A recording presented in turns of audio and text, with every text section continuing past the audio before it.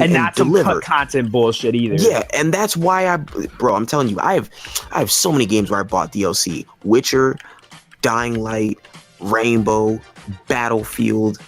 Because there's all games that support you. Yeah, exactly. Because here's the thing: Battlefield even though it may have server problems and shit like that, that's the big thing with them and the retarded menu they did with Battlefield 4. But if I see a Battlefield game at E3, that's the fucking game I'm getting.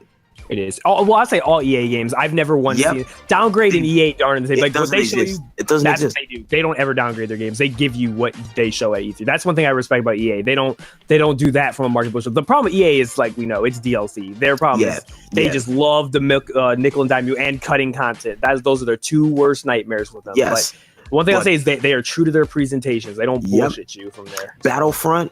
When I first saw Battlefront, I was like, this looks incredible. And they didn't lie about it. Even though the Battlefront had its issues and it was the nickel and dime cash grab, Battlefront did look just like that when it came out. It was visually a masterpiece. And also, EA, what they do, I don't know how they do it. They need to talk to Ubisoft. They have good-looking games that are optimized. It's DICE. I'm telling you, it's ever since Battlefield 4 was fucked up, but Battlefield 1 was fucked up too, bro. What are you talking about? Nah, Battlefield 1 was fucked up. I feel like for you because it was like more for like DX12. Because like everybody I know with a DX12 card was like, yeah, this is great. I have a DX12 card. No, you don't. You have a DX11 card. The Titan, you have the Titan X, not the Titan XP. There's an XP.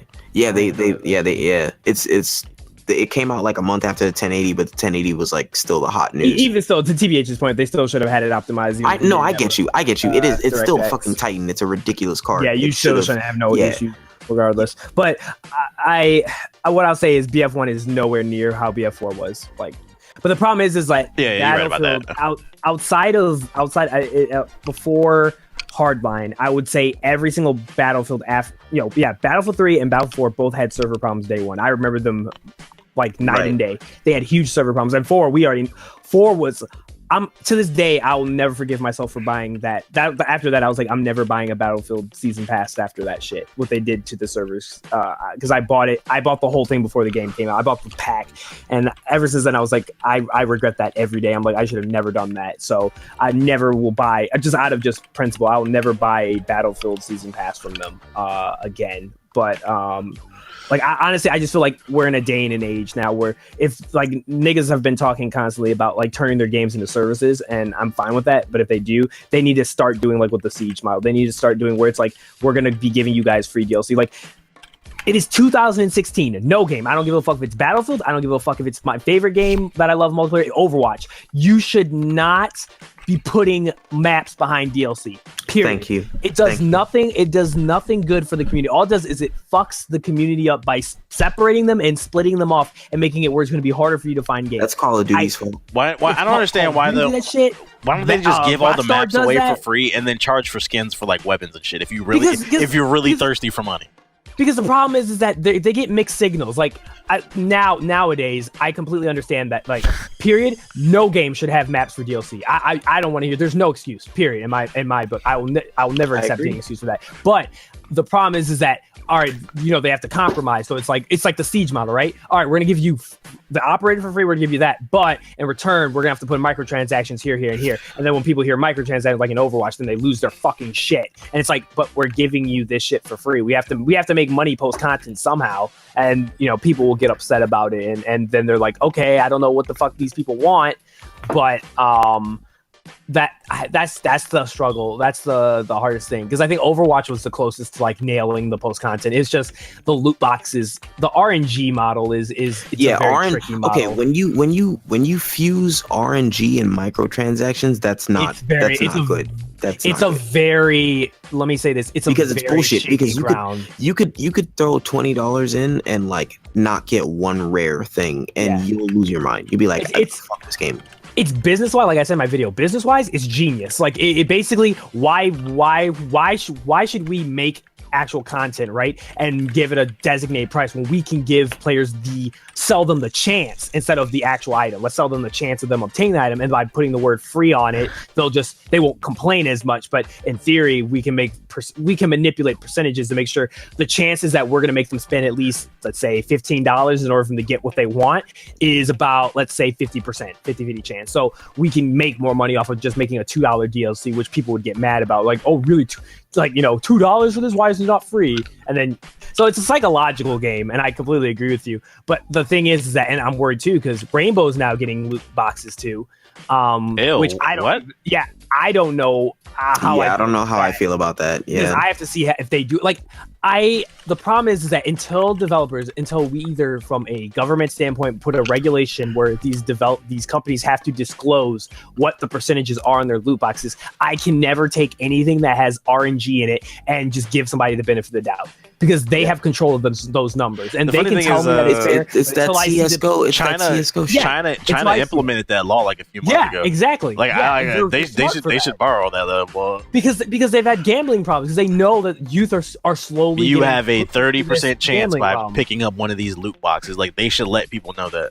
And we don't know that. Like, that's the biggest problem about Overwatch. It's just a bunch of hearsay. Nobody can definitively determine what a loot box's percentages are, unless you run hundreds of, you buy 100,000 loot boxes, and you're literally doing a spreadsheet and you're writing down what you got for each one, and then maybe you can give a ballpark estimate. But it's almost literally impossible unless the developer discloses the algorithm by which they do it. But of course, they're not going to do that. Why would you do that unless you're forced by a compliance of the law?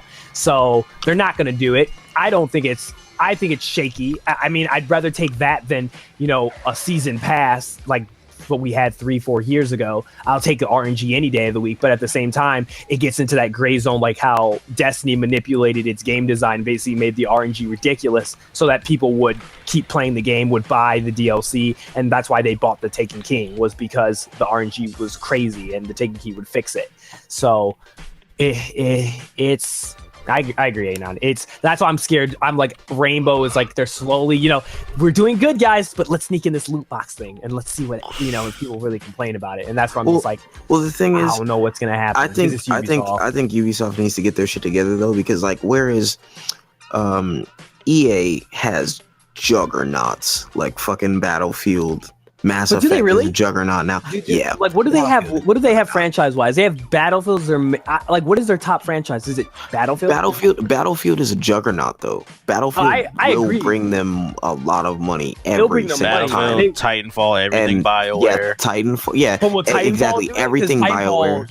Titanfall didn't get the money. Titanfall, it didn't get the money, but let's not pretend like the potential's not there if they back it correctly. Oh, exactly. I know it's good. If they hadn't cannibalized it, it definitely would have sold like hotcakes, and they wouldn't have fucked it over. But that's the EA. And also, but they fucked up there because they put it out right next to Battlefield. And Call of Duty, that was suicide. But I'm saying, outside of that, what do they have? But I'm saying, but you act like Mass Effect Andromeda isn't about to sell fucking crazy. I feel you, because in your mind it's like, oh, it's not Call of Duty or Overwatch, but you have to think about it like this from a standpoint of Call of Duty is just that shit has support forever because of YouTube, and same with a CS:GO and Overwatch, all that sort of shit, because that's Blizzard.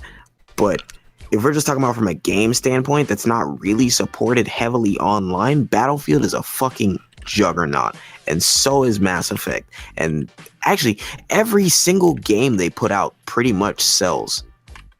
Maybe not Mirror's Edge, but everything, okay, EA is consistent. Everything they put out, they are. Sells. They are. I do that. Also, EA Sports. EA Sports every year brings them so much. Their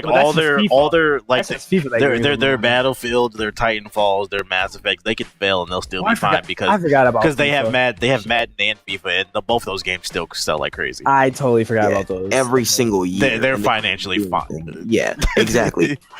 The difference is Ubisoft doesn't have that. They don't have that pillar to lean on and Creed. be like, that was the only one they had. Okay, but Assassin's Creed, and they that was stupid because exactly Assassin's Creed literally every year declined and got worse and worse, and they're doing the same.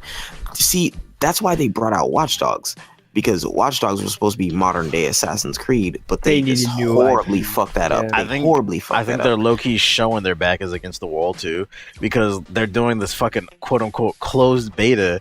It's now we're now talking now. What is it? It's February 12th. The game comes out February 14th. February 14th. 2 days from now, and the game's quote unquote in beta. So they're still running tests on the servers because they know that this game can't afford to flop.